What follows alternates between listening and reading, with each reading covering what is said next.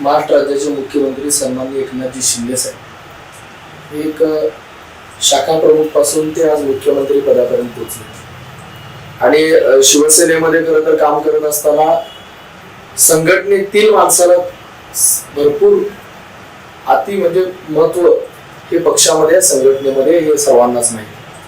त्यामुळं सन्माननीय एकनाथजी शिंदे साहेब यांच्या कामावरती मी प्रभावित होऊन 2010-11 पासूनच मी त्यांच्या सानिध्यात गेलो, भेटत गेलो आणि त्यांच्या कार्याची पद्धत ही मला कायमच भावली.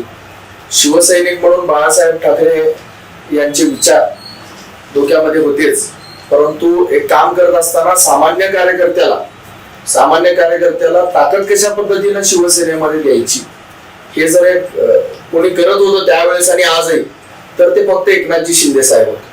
त्यामुळे 2012 नंतर अनेक वेळा 2012 देखील शिवसेनेचे आमदार असताना, त्यानंतर नगरविकास मंत्री असताना सन्माननीय एकनाथजी शिंदे साहेब सोलापूरला आलेले आणि त्यांनी माझ्यासारख्या सामान्य कार्यकर्त्याला या ठिकाणी काम करण्याची वेळोवेळी संधी दिली. मी खरं तर 2007 पासून शिवसेनेमध्ये काम करतोय, शाखा प्रमुख होतो आणि त्याच्यानंतर आता जिल्हा प्रमुख या पदावरती आहे. परंतु शाखा प्रमुख, विभाग प्रमुख, विद्यार्थी सेना, युवा सेना आणि उपजिल्हा प्रमुख आणि आज जिल्हा प्रमुख असा साधारणतः पदांचा सगळा जो काय प्रवास झालेला आहे, तो प्रवास सन्माननीय एकनाथजी शिंदे साहेब यांच्या ताकदीने पाठबळीनेच झाला. त्यामुळं एकनाथजी शिंदे साहेबांच्या कार्यप्रणाली आता संपूर्ण महाराष्ट्राला आवडली.